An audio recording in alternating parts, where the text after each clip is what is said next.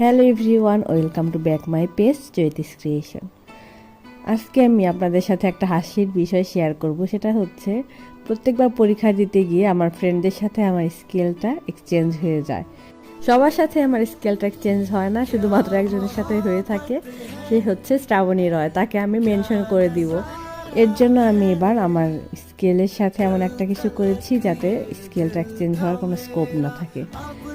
তো দেখতেই পাচ্ছেন আমি এখানে অ্যাকচুয়ালি কালার দিয়ে আমার স্কেলের পিছনের অংশে এরকম বহু আর্টের মতো আর্ট করে নিয়েছি। এরপর এটা শুকানোর পর আমি হোয়াইট কালার দিয়ে বেস কালারটা করে নিব। এটার আউটকামটা কিন্তু অসাধারণ হয়েছিল।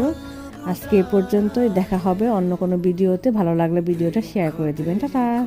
अब करो ना मुझ पे यूं सितम, जान मेरी जा रही सनम।